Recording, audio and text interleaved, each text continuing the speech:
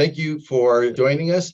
We've got a pretty good topic today. And Michael, I know you've worked for Tony Robbins in the past. You might have heard him say this, but I've also heard some of the other success gurus say one thing. Success is about doing what the unsuccessful people do not do. And I've thought about this a lot over the years, and I'm like, particularly as it relates to GovCon, I wanted to really take a moment to talk about some of the things that the successful people in government contracting does that maybe those other folks are not doing yet, and maybe provide some tips around that. So, because a lot of people, I think they don't even realize it's like, hey, I'm not working on this thing in my business, and this is of critical importance to be successful. So I've got a list of 3 things. I want to go to you first. And with the list that I do, I also want to back that up by a case study that's going to be very relevant to what I'm going to share with one of our most successful students here at Govology. And by the way, for those of you guys who are tuning in,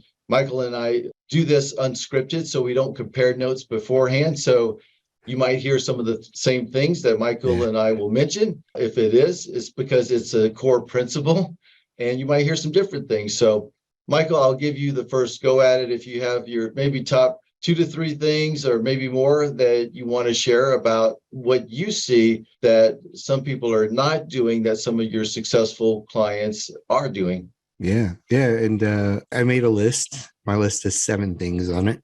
Oh, awesome. Back to Tony Robbins for a minute. The famous quote that he always says is success leaves clues. That's the one he says all the time. And those clues are very simple things usually. And I'll rattle off my 7 here, and then we can either flip it over and talk about yours or talk a little bit about mine. But the number one thing that I see successful companies doing is actually putting together a strategy. And I know that may sound oversimplistic, but I can't tell you how often I sit down with somebody and their strategy is, we want to win government contracts. I'm like, that's not a strategy. That's a goal, but that's not a strategy. So having a strategy, number 1. Number 2 is they niche their business on either a product or service and a customer. So it's not just one thing. There's 2 things, their product or service and their customer. They niche on that. The third one is they hire really well. So their recruiting process, their recruiting pool of people, they do really well at hiring, because a bad hire can set you back months, if not years, and cost a whole lot of money. Number 4 is they spend about 80% of their BD efforts on relationships and pre-acquisition versus the other side of the coin, where most people are spending the majority of their time focusing on stuff that's already in acquisition, and that's usually a waste of time. Number 5 is they leverage teaming partners. Number 6 is they're always filling their pipeline. So when I talk to them, what are you putting in the pipeline this week, today, whatever it may be, they're always filling that pipeline. And then number 7 is they understand that this is a marathon and they don't make hasty decisions, because when you are running a government contracting business, things are a lot slower. The pace is just very different than a commercial business. And if you're constantly shifting left to right, you're going to find yourself 6 months, a year, 2 years down the road, constantly shifting and not winning anything and starting your strategy from scratch every single time. So understanding that this is a marathon and staying the course is really, really important. So those are my 7 out of the gate that I see that the most successful companies are doing. Awesome. Well, I'm going to add one more. So I'm going to have 4 things to share. When I share these 4 things, they're all within the categories of the things that you talked about. I want to talk about those.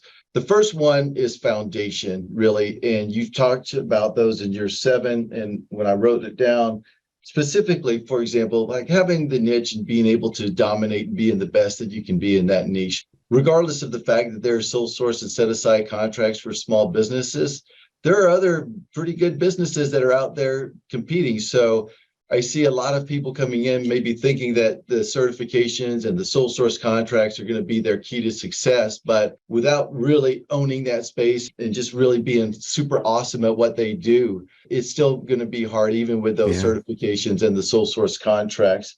And to me, that goes back to just core foundation right there, good, solid business foundation. The other thing you mentioned was the filling of the pipeline. I think that also goes back to some of the foundation, really having a good sales process, a good workable process that you can also maybe tweak even what works for you outside of the government a little bit, going inside of the government. I tell people this a lot, and I think they miss out on the good old sales and marketing 101 and think that like government is some kind of different thing that they need to do. But really, the only thing that is different in the government is the location in which the government is buying, maybe some of those contract vehicles. So you need to understand those, the compliance that you've got to meet. And then outside of that, just generally the paperwork of doing the proposal. If you look at any sales process, it's like those are probably about the only three things that kind of differ. And I think what happens sometimes within GovCon is that people kind of start to go down this other row where they think, hey, I got to do things all this completely different way. But I think that you just need to really, number one, have that good sales and marketing process that works for you on the outside and look at how you need to adapt that process to account for those three things that we just mentioned. So that was the one thing, Michael, that you mentioned a few things on with the foundation. The other thing you mentioned was putting together the strategy. I think some of that comes from the education. I think education is super important in this marketplace and not enough people do it. If I look at any population, unless people are really like promoting education, there's only about maybe 3 to 5% of the people that will take the time to get educated. So for those of you who have joined this session, congratulations, because you're already in that top group, and just keep doing that, because really in this marketplace, knowledge truly is power. I mean, being able to understand how some of these regulations work, how they allow you to do things that other businesses can't do. You talked about teaming. I'm not going to get into the whole exemption for affiliation and the mentor protege program and everything like that. But I will talk about the case study where one of our most successful students in Govology has leveraged education. You also talked about relationships, so key. And you talked about those in the context of pre-acquisition, but also the relationships you have with others that can help you along the way. The experts, the attorneys, the accountants, the coaches, the consultants, the Apex centers, and the others that are out there to help you out. Leverage everybody that you can. Surround yourself with this team. And that's another key that not enough people truly do enough of that. And then the last thing I will say is that not enough people are really willing to make the investment into their business and spend the money that they need to do. They try to do the DIY approach. DIY government contracting is tough, if not impossible in some regards, especially when you're looking at the big contracts. You might be able to get some small stuff, but when it comes to the big stuff that people want to win, it's hard. And be willing to invest. You know, we just earlier this year pursued like a $3 million grant opportunity, and we spent probably about $20,000 on that in consultants and people that can help to review our proposals, be a part of massaging the content. We had to get our GovCon accounting system in place for a cost-based type of grant. And so we invested a lot into it. So we went all in. And that's another thing. I think people don't go all in. And sometimes people can't go that much all in. But we've been in this marketplace now for over 10 years. So over that period of time, you can save some money for the time that you're going to need it. You can make the smart investments when you can, and don't make the wrong investments. And that's one thing that I see a lot of new people coming in say, hey, I'm going to hire this person to help me get on SAM, get on a GSA contract. But without doing the market research and maybe even having a strategy first, there's a lot of people who will take your money and leave you with nothing. And so making the wrong investments is just as bad as not making an investment, and maybe worse. So those are the three things that I want to touch on, Michael. And I want to share the case study on how this specifically applies to one of our most successful Govology students, who I'm going to call JB for right now. We're going to bring JB on, have him on probably in a future episode. And we're also having some training that we're looking at doing with this person, so that not only can you get some good guidance inside of your education from us, but we also gone after government contracts ourselves. And we also bring in experienced people. But I'll take a pause before I share that story, Michael, to see if you have any thoughts or comments on those three particular areas that I just shared. Yeah, I think one of the really important ones, which ties into strategy and making the wrong investments, is really sitting back and figuring out where are you going to focus? What are you going to do? Because a lot of times what I see in the market is somebody will come to me who's been in the business for 1, 2 years, and they've done a lot of things and they are emotionally attached to the things they've done. Like they've went and got a GSA schedule, they went and got a certain certification or whatever it may be. And then when we sit down and do the market research that you were talking about, I'm very quick to say, hey, based on where you want to focus, those things are irrelevant. They're not going to help you. But they're so caught up emotionally in, well, I spent the time to go get the schedule, the certification, the whatever, that they don't want to shift or pivot and focus on what's actually going to work. And I'm like, well, I know you're emotionally invested in that, but your customer's not buying that way, or your customer is spending a lot of dollars in the WSB category and not the SDVSB category, or whatever the thing may be, right? And so I think that's one of the reasons why it's so important to have the strategy, the market research you talked about, all those things up front, because it's not just about, to me, the money investment, it's the time investment. Because a lot of times when people are going down a path, like say the GSA schedule, you're talking months, if not a year, sometimes to get something like that. Or if it's a certification, in a perfect world, you could get any certification in a matter of 60, 90 days, but it's not a perfect world. So you start going down the path, you take a break from doing the paperwork, you catch up with it in a month or two and you re-engage it, but you're kind of hoping that that certification is going to really make the difference for you. And now you've wasted 6 months, you've wasted 9 months on whatever that thing is. So you've wasted money, you've wasted time, and you're not any further than you are. So to me, that's one of those reasons why the strategy, the market research, all those things are so important, because you don't have 9 months to waste. At least the average business doesn't, regardless of whether it's you, a one-person company, or 10 people, and now you've got a lot of payroll, you don't have the time to waste. So getting the education that you talked about as quickly as possible so you can get up to speed faster is just essential in this market, given how slow the market does everything. I mean, people joke about government employees all the time about how slow they are and how slow the business is. It's true. It's true, right? The market's really slow at how it moves. And so anything you can do on your own outside of the government to accelerate yourself, the faster you're going to grow in this market. You know, whether it's sitting and watching a Govology webinar every single night, Federal Access in the morning, whatever it may be, listening to these podcasts, all those things are going to accelerate you in the market. I can't be a bigger champion for the education side than what we are. It's so important. And it's all connected in my mind, because education will lead to things just like what folks are learning on the session today, how to build the networks, how to go to the places where the folks are. So education gives you all of the how-to. But the second thing I'll say also about the education, because like you can come in here and you can do the Govology webinars or on demand once a day. You can also jump into the Federal Access platform and do all of that. But until you start actually applying what you're learning, and your partner says this all the time, it's not just about what you learn, but it's also about how you apply it. Mm-hmm.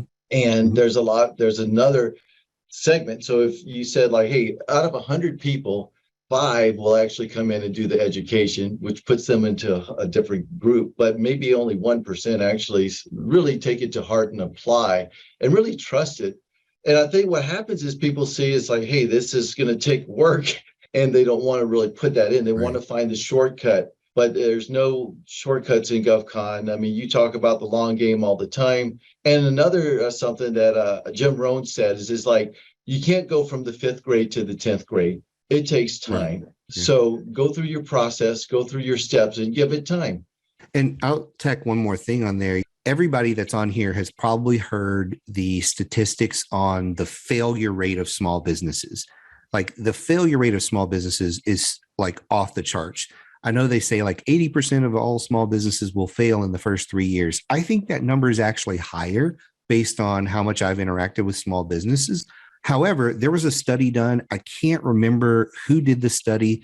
It was years ago, and I'd read this and it blew my mind that you will half the failure rate if you just do like one training course a year. And I think part of that is just showing the fact that you're willing to educate yourself. You are halving that failure rate. So you go from 80% to maybe only a 40% chance that you fail by doing that. And so the people that educate themselves have a much better chance of success because they know these things about the business and they can kind of sharpen their sword, so to speak. And it doesn't take much. I think that's the thing for me is we're not talking about resetting your entire mindset, resetting how you do everything in your business. Oftentimes, it's a small little tweak. You could sit in a 2-hour workshop and walk away with one little nugget that changes how you do sales or changes how you position your company or changes your thought process on how you find teaming partners and work with them. And that one little nugget is the difference between success and failure for you. And so, again, that's why I'm such a huge advocate of sitting in on these trainings, asking questions. It's one thing to sit and just listen. It's another thing to interact. When you're asking questions, which I get questions on LinkedIn every single day. I get them in my inbox every single day on all the other platforms. And these people are just asking questions on, hey, I'm doing this, but I think I'm making a mistake. Can you help guide me left or right 5 or 10%? And that 5 or 10% is often what makes the difference. So it's really little things that wind up producing really big results for a lot of people. Yeah, absolutely, man. And I want to share this case study with one of our most successful students. And remember, we talked about 4 things at the beginning: foundation, education, relationships, and we also talked about that expert guidance, but we also talked about the action part too. So that maybe is 5 things. Or like I 12. want to share this story all the way through from start to beginning, because you will see these things play out in this contractor's journey. And the reason why we're here, just like promoting the education. And, Michael, I'm almost hesitant sometimes to kind of say, educate, because it's like, of course, I have a vested interest in having people educate, I have an education business. But the reality of it is that we have these businesses because they produce results for people. Mm-hmm. And I think that I don't do a good enough job sometimes of like advocating for education. But let me share this story with you. So in 2018, we did a masterclass, teaming and mentor on joint ventures and mentor protege. You talked about one of your 7 things being teaming. And we see some phenomenal things happen in the government marketplace in that realm of teaming. And actually, your partner, Josh Frank, was one of our educators. It was like about a 9-week cohort type of program. It wasn't free. It was about $2,000. And we only really had a handful of people that invested in that course. So number one, they didn't want to invest in the training. But one person that came in did go through that training. And not only did they engage and basically watch every session that we did, but they went out and applied what we taught. And when they did that, within about the first year, so one of the things that they did have going for them, what I would say is that they had a really strong leader with a good mindset, and they had foundation in their business. They were an established company, but they are still a small disadvantaged business, small native-owned firm out of the state of Arkansas. And they were actually working with their PTAC, now Apex Accelerator. And in fact, I think that their Apex Accelerator is one of the key that turned them on to this particular session that we were doing. But anyway, they came in and they made the investment, they took the training and they applied it.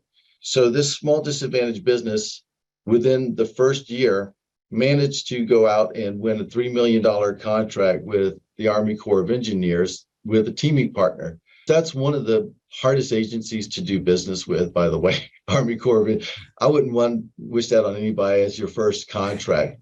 But he had a very strong teaming partner who was supporting him throughout the contract, not only to get the past performance and experience required to do business with that agency, but to help with the technical sides of things, some of the proposal stuff. there's so much that a good teaming partner can do for you if you want to go after those bigger contracts. Now, again, even though he was eligible as an SDB to get into the 8A program, that was before he even got into the 8A program. After he got into the 8A program, for the last 5 years, he's just killing it, to say the least. Over the last 6 months, he's been winning IDIQ contracts that are in the $1 to $2 billion range, with task orders that are ranging from like $20 million to $80 million a piece. Mm-hmm. And Nice. he's in the SBA's Mentor Protege program. He's got 2 joint ventures, and he really did everything that is designed to do, which a lot of people don't do. A lot of people, first of all, don't make the investment, right, into the class that he invested in. Sometimes when they do, we had some people that made the investment, but they didn't take the class. We had people that took the class, but they didn't take the action. And so when you put those 3 things together, you kind of can start to break down and see the components of a successful contractor. And you can either really follow that path, as you said earlier, success leaves clues, follow the path. And this is what he did. And the sky's the limit right now. We're so excited for him and his business and any partners that he's involved with, because they're all doing very well. And so that's just one example. I know you have your own examples, Michael, of this. But again, I just can't emphasize enough. Education is the starting point, relationships. He surrounded himself with experts. So he went out there and he hit the ground. He was at all the conferences that he needed to be at, not only at the conferences, but also spending the extra time after hours, which sometimes that's when the best networking is made. People are out having a beer or whatever. And that's when some of the true secrets kind of come out and the true relationships are made. Anyway, again, it's just phenomenal to see that kind of success by a small disadvantaged business winning billion-dollar contracts. Yeah, it's available to everybody. I mean, it really is. It's just a matter of putting the pieces together and executing on it. And the one thing that we really haven't talked about that I think is a challenge for a lot of people is when they get in this market, there's not a lot of confidence. In fact, there's a lot of questions. There's a lot of intimidation. You're working with the government. It can be kind of scary looking at it. And as you educate yourself, as you take some of those steps, you start to build a lot of confidence and it just starts to stack on. And as you go, you realize, hey, this isn't that scary. It's not that hard. And once you have a groove, you have a system in place, it's a lot of rinse and repeat, just doing the same thing. Even if you want to go to a new agency or if you want to introduce a new product or a new service line, it's a lot of rinse and repeat of doing the exact same things, just changing who you're talking to or pitching to or whatever it may be. But you don't develop that confidence without the education piece and without the execution piece. Those two come together because you can feel really confident, but then you can be timid about taking those steps. I still have people today who are running multi-million-dollar businesses that say, Mike, is it okay to call a contracting officer? Is it okay to, I'm like, yeah, it's okay to call these people. Or, how many times can I email them before I get on their nerves? I've emailed them once. They're like, well, you got plenty more to go, right? Because they're still timid about being in this market. And so again, the education plus the experience from execution helps eliminate a lot of those hurdles. And you learn a lot from just executing. Even if you sat in that workshop that you were talking about and you executed flawless, you're going to come up against barriers. You're going to come up against challenges that probably weren't covered in the course because they're one-offs or whatever they may be. And the only way to go over those barriers is to face them, to be out there executing. And you're not going to learn that by sitting at home and thinking about this stuff. Like you got to be doing it. I think one of my I know this is like quote day or something, like the other quote that I hear all the time is you'll never learn how to ride a bike in a workshop, right? Like you've actually got to go get on the bike. You're not just going to learn from some slides how to do it. You got to feel the handlebars and the pedals and the seat there. You got to do it. And doing it creates just so many good things, so much good momentum in your business that you learn and grow from.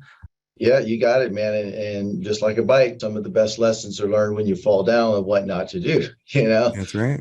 So it's That's just it. like you get out there, you get the education gives you some guidance. But yeah, I mean, it would be like, hey, here's a training on how to ride a bike. Here's a guide on how to ride a bike. But until you get out there and do it Yeah.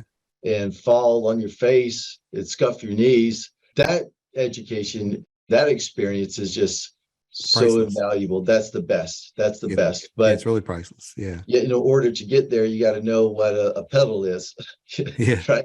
A little bit. You got to have a little bit of initial guidance, and so that's what Michael and I are here, advocating for inside of this really today. And so, Michael, I think that we've pretty much, I mean, that's pretty much straight into the point. And let's just kind of leave the training session here today, or our session here today, with a few how-tos. So if this resonates with anyone, really, how do you go out and get the education? How do you build the relationships, and how do you make the right investments? And so I've got a few tips on that, but I'll let you go first on that, and then we'll take some Q&A for Sure. those. Would it be crazy if my first how-to was you sign up for Govology and Federal Access? I think that's a great starting point. Is you go through there and you start by going through the education material that's right at your fingertips.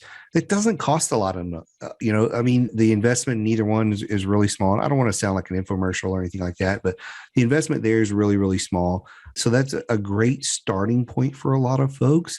And the other how-to that I would put out there is start asking questions of the experts.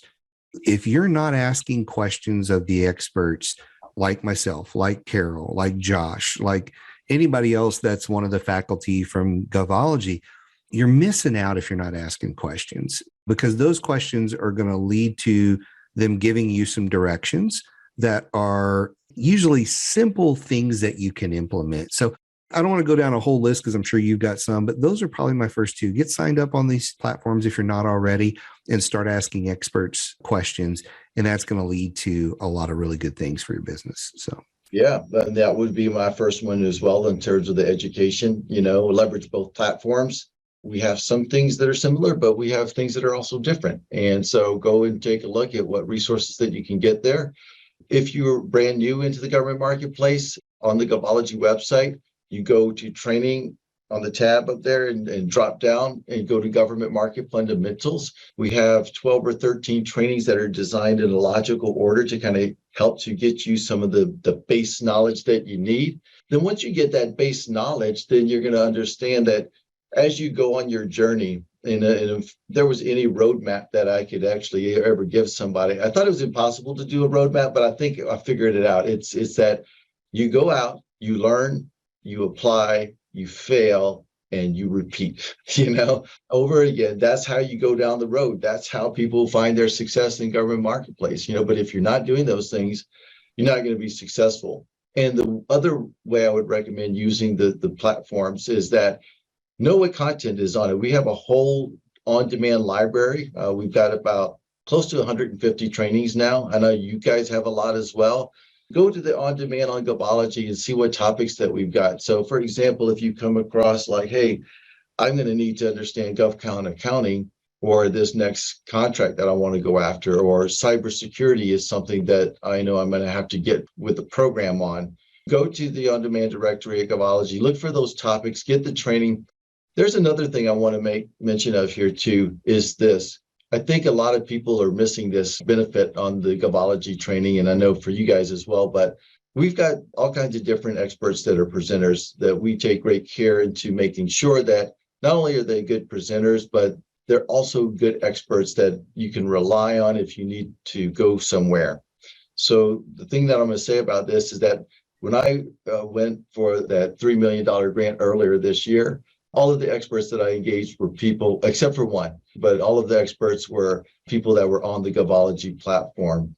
And I hired them to help us out in proposal development inside of accounting stuff. And this is the other benefit. As you listen to these gurus, these experts that are out there on our platform and on RSMs as well, if you need to engage them, they're there. We also have a directory. So another resource that I was going to mention, and this kind of gets into that, getting the experts on your team, is to go to our directory. We have a directory. We're going to be doing a big revamp of that directory in Q3. But again, if you go under the resources area of Govology and trusted experts, there's our directory. So if you're looking for attorneys, by the way, every GovCon person should have a GovCon attorney, because sooner or later, you're going to need them in this marketplace, even if it's to answer a quick question for you real quick, because again, compliance is key here. And these are the compliance folks, along with the accountants and some of the CMMC experts and others. But you want these experts in your court. You want to leverage your Apex accelerators and your MBDAs if they have specialty area for federal procurement and others. But that's just one of the how-tos for education that I would recommend. And then just work on a weekly basis to continue to educate yourself. But what you're going to find is that as you get down the road in your journey, you're going to need different education at different times. That's one of the reasons why we built this huge on-demand library, so that when you get to that point, there's going to be a class that we're going to have available for you. And if you don't find it, reach out to us, right? Get in touch with us. Anything else on that, Michael, that I'm leaving off? No, I think you hit everything, but I'm going to throw one more thing out there and then we'll go to Q&A here, I think. Be careful who you take advice from. I know we've sort of touched on this earlier, but make sure that when you're taking advice from people, they've actually done the things you're wanting to do. Again, I see so often where somebody will come to me and say, I need to get a GSA schedule because my cousin said I need one. Well, is your cousin in government contracting? Well, no. Then why are you listening to your cousin? Person called you on the telephone, cold call, told you you need.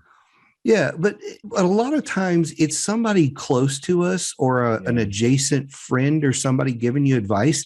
They're not a business owner. They're not in government contracting.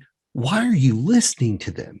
Like, you can't do that. And I see that happen all the time to people, and it just takes you down the wrong road. There's a lot of good tools in the government contracting toolbox, but you need to know when to apply each tool. And if you're listening to people who've not done it, you're going to go down the wrong path. So just be aware of that. And you can just ask a simple question. Oh, are you a government contractor? Oh, are you winning contracts? There's some simple things, because I've had other people that, oh yeah, I'm a government contractor. And okay, well, how much did you win last year? We won 150,000 in contracts. Yeah, I don't want to be like you. I want to talk to the guy or the gal who's doing millions in contracts, and I want to follow their model, not you who's just trying to figure it out. It's just me.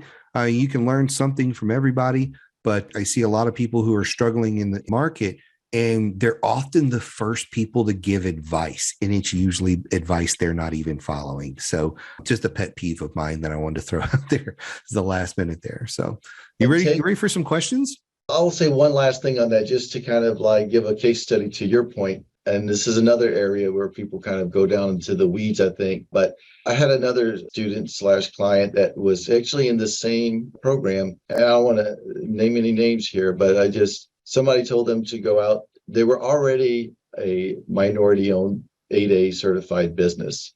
Somebody said to the wife of the firm that you need to go out and have a WOSB business. So they were looking at setting up this different business, getting a different certification, and I advised against it, because I said, you're going to do a lot of work. It's going to be two entities you're going to have to maintain. And there's ways that probably compliance-wise, if you know the rules, it's not going to work out for you anyway, because you're going to be affiliated with your other company, which is not a WOSB, and then you're going to get protested. But they went that direction anyway, and I think that was maybe a waste of time. And again, they were advised by somebody that was not probably an expert in the industry. They just thought that, like, hey, there's a lot of things going on for WOSBs right now, and you guys should get that certification. Yeah. So anyway, there's a lot of backup that I know Michael and I can probably sit here sharing all day, stories like this, but I just wanted to share a couple of them to back up that what we're seeing is real. And it comes from I have one I could add to it as well. That's real quick. Yeah. I was on a call yesterday, and there was two guys on the call, and they said, we're WSB. And this is a question I ask all the time. I said, well, where's the W? Yeah. And they were like, oh, well, she doesn't really participate in the business anymore. She's kind of retired. I'm like, then you're not a WSB. You can't be claiming this just because she started it and now she's on the beach sipping Mai Tais all the time. It was the guy's mom. And I'm like, you're not a WSB anymore. and you're not going to pass that sniff test. So I've seen that so many times, and I know that sometimes we have our Apex centers that attend these as well, and I know they can relate to this. It's like there's always this idea of like get the certification, and that's key to success here, but it's not. It's all of the things that we mentioned: foundation, education, relationships, and action. That's it, pretty much summed up. So yeah, now I think we're ready for questions. Now that Yeah. we So got our soapboxes out of the way. with that, let's take some questions. And there's two ways that you can do the questions. If you want to raise your hand, we can have you unmute your mic and ask your question, or you can put them in the chat box there. So let's get to some questions. And I know, Michael, you're probably already looking at them over there. Do you see anything popping up in the chat box, or did we cover everything? I think we covered it pretty well. I see a hand that just went up. So all right, I'll just unmute your mic, AC. Yes. How you guys doing? good. Great. How How are you you? doing? I'm blessed, man. Thanks for the information. Appreciate it. I had a question. So would you consider public works government contracting? Yes. That is government contracting? I'll tell you what I consider government. I use a term called the government marketplace a lot.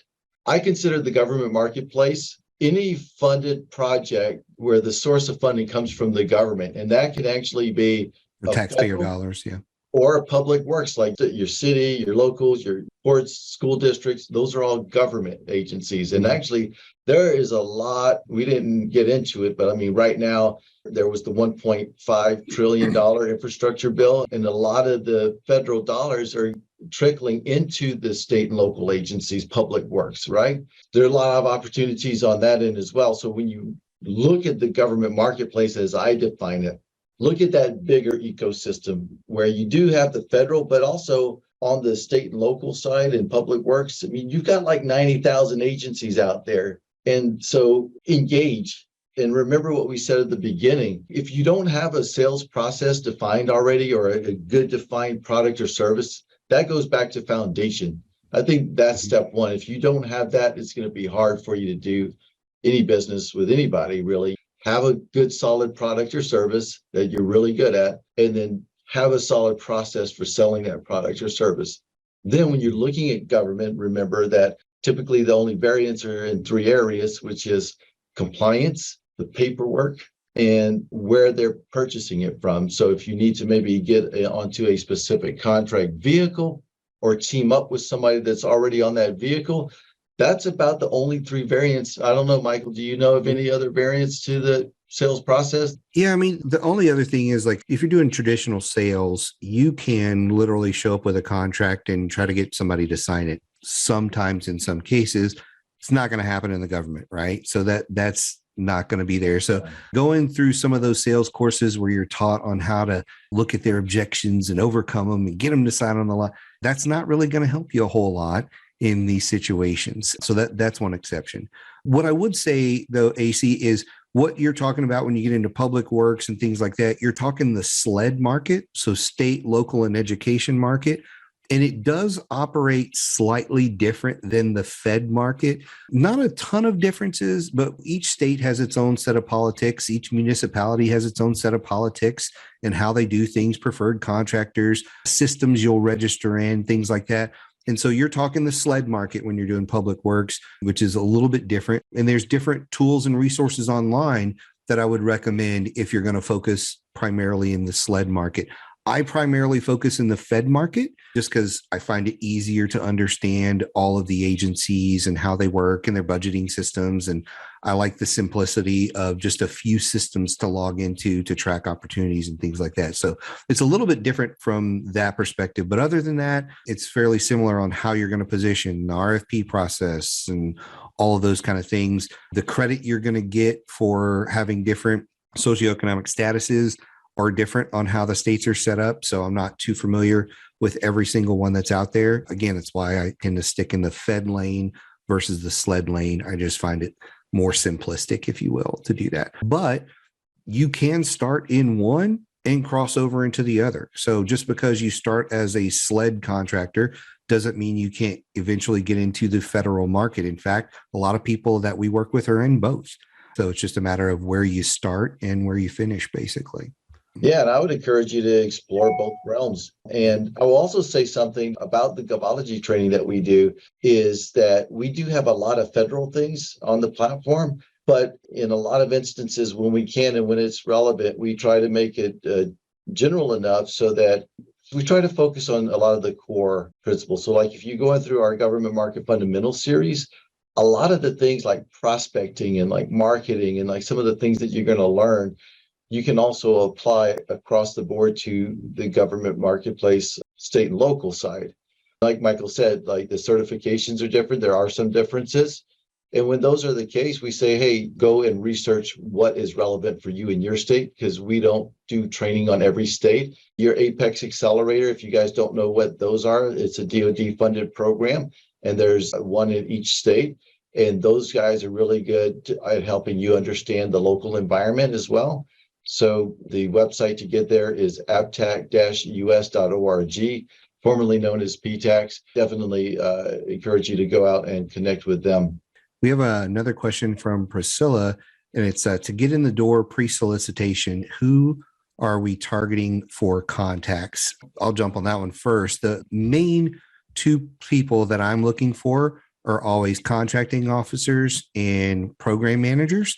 Those are two of the ones. You can also target the small business reps. So every agency's got a small business rep. By the way, large primes have small business reps as well. So if you're trying to team with large primes and you don't know who to contact, they have a small business rep usually that you can reach out to who knows all the PMs that are managing different contracts and things like that. So those are the main people that you're going to want to target for almost any product or service. Depending on what you sell, if there's a grassroots level type of thing, you may target some different people, but generally it's contracting officers, PMs, small business reps. Those are the main three that I tend to focus on. Michael, talk a little bit also about like some of the pre-acquisition work, because I know that we talk about that a lot. And I think that it's not really taught a lot. And I think that's why a lot of people, they get into this process. Like, so if you were going to a government website or on YouTube or something, by the way, YouTube is not the best place for education for a number of reasons, and I'll just leave it at that. Yeah. But when you're talking about the pre-acquisition, somebody might say, well, Carroll, okay, sales 101, marketing, okay, I get it. But what about process for proposals and all of that? Again, I call that the paperwork process. But what we have seen successful contractors do, and we should emphasize this point, Michael, that unsuccessful contractors don't do, is the pre-acquisition work. Getting out there and just like you was mentioning, like having conversations with program managers or people in the agency about what you do. And in some instances, you might actually be able to get a contract without competition if it falls into one of the categories that allows for an exception for competition, or if it's under maybe a certain dollar threshold where they don't even publicize it or require competition. I recently did a training that some folks might be interested in on how to get your foot in the door with micro offers. They can find that in the Govology database. But there's a lot of business that happens without going through the formal solicitation process. But even when it does go through a formal solicitation process, if you have managed to have conversations to understand your client, to understand their unique goals and challenges that they're facing, and maybe even craft something even beforehand, those contractors are always more successful in winning than the ones that are basically just doing the standard things like registering in SAM, watch your email, get the certifications, and try to basically blindly put in a proposal once it hits SAM, or if you have a bid notification system and you've done no pre-acquisition work, you're going to be at a severe disadvantage. And one of the things that I love about government contracting over traditional sales is all of the data is free and at your fingertips. Like you can't look up in a database and see all the contracts that Apple or IBM or some other big company, you can't see all the contracts they've awarded for all the different products and services. There's no database to go look in. Whereas with the government, you can literally go in a database, search by keyword, you can search by NAICS code, PSC code, whatever it may be, and see who's buying what you sell. And then you can just start going down the rabbit hole. And when I talk about going down the rabbit hole, it's saying, okay, we're going to target this particular agency. So I'm going to go look for their forecast. Then once I go and pull their forecast and go through their forecast, I may even pull up the president's budget and look through that and comb through that and start pulling out all these data points to figure out how I'm going to build a strategy, who I'm going to target. And when you are using sam.gov, you can drill down and look at it from a contracting officer perspective, because depending on what agency it is, other than like the State Department and a few others, they literally list the names of the contracting officers who have prepared and approved those contracts. It's there. So you can sit there and say, well, out of the 6 contracting officers at Department of Army, these are the 3 that I need to target because they're the ones buying the most of my service. And now I can go look and say, well, out of the contracts they've awarded over the last 2-3 years, how much did they favor WSBs versus 8As versus whatever? How much of it was open versus 2 or 3 bids? Different things like that. You can go and just research it to the nth degree because it's publicly available and free. And that's the part of pre-acquisition that most people miss out on. And then the next thing about the pre-acquisition they miss out on is a lot of people skip just going and reviewing their website. Just going in a simple review of the website, a simple review of the social media of the people that you are now targeting and seeing what are they talking about, what issues are hot to them, starting to interact and build a relationship with them before you make the first phone call. Those are all things you can do before you send an email, before you make a phone call, before you even put together a briefing to go and talk to a CO about. So there's a lot of work you can do. And I've just mentioned a handful of those things. There's almost no limit to what pre-acquisition stuff you can do. One of the other ones I'll mention real quick is going to industry days, going to conferences. A lot of these people go to those places. So you can go there and talk to those, talking to teaming partners, talking to employees that you have on site about what's going on and gathering information from them. Again, there's almost no limit to all the pre-acquisition stuff that you can do, so that by the time you show up on a phone call with a contracting officer or in a capabilities brief with a contracting officer, you look and sound like you know what you're talking about.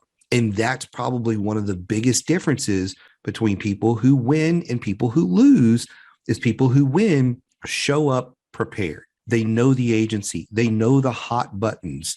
They know what's on their radar and they can talk to it. The people that lose show up and say, hey, I sell ABC product. We're an SDVOSB. And man, if you got some contracts, I'd sure love you to send a few of those my way. That's how it happens a lot of times for a lot of folks, is they show up like that and the government just goes, next, let me talk to the next person and see if they know us any better than that last Yahoo that was in here. Because that's how they look at it. Like, this person's totally unprepared. And it frustrates the government because all this information is publicly available. It's all at your fingertips, but most people don't know it, so they don't use it. That's my last soapbox, Carroll. So. I'm glad you mentioned that because, I'm a big advocate on market research. And again, that's part of the education you can learn. We do have a good course on how to do what Michael was just talking about. And also, if you go to our on-demand library, you can find another great course on that same subject by Josh Frank, Michael's partner, called Who Buys What You Sell. Just go to our on-demand library and click Who Buys, and pull that course up and take it along with my course. I think with those two, that's a critical skill set, Michael, and we'll kind of leave it at that. But I use it all the time for my own business, and it's just so much intel that you can get from that. As a new concrete contractor, we notice we need to become a subcontractor under the large contractors. How do you recommend we reach out to build these connections / teaming partners? So that's a great question. And it goes back to, again, the relationships piece that we were talking about. By the way, I will tell you, as a concrete contractor, the sky is the limit, I believe, in the next 5 to 10 years for you guys if you're doing the right things, because there's going to be a lot of concrete used in the $1.5 billion infrastructure opportunities. So what I would encourage you to do, one, is go back and just what we were talking about. Look at that market research course that I mentioned that's in the Govology series. Watch that. If you aren't already talking with your Apex Accelerator talk with them to get some pointers and maybe some tips on the contractors in the area that they know of. And maybe they can even provide you a direct introduction to some of them.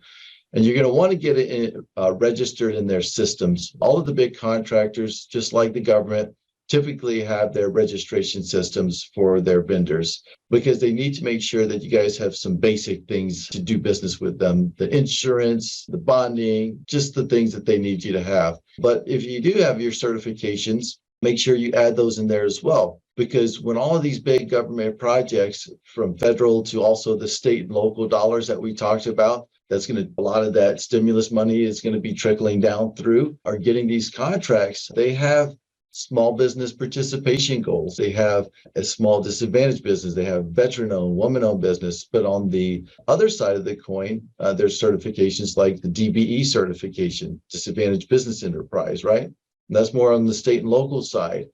Get that certification, but don't just get the certification and think that that's your key to success. As we talked about, go out there and however you can market to those folks or build relationships with them. And one of the things that I would encourage you to do is to really understand who the players are in your marketplace in terms of the agencies and also the large primes. And within the large primes, you can actually go to LinkedIn, look them up. Who are the people there? How can you develop relationships with some of the folks there? And you've got to decide for yourself. You've got to explore the process enough to know that, like, here is our go-to person.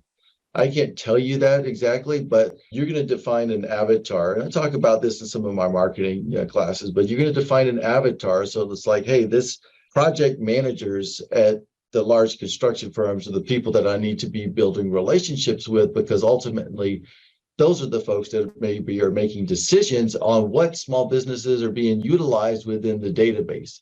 So if you're just registering for the database, which a lot of people do, and you're just sitting back and waiting for somebody to send you an electronic RFQ to put a bid in, you might get that, but go and build some relationships out there. And that's the key to it. So that's would be my best recommendation for you as a concrete contractor.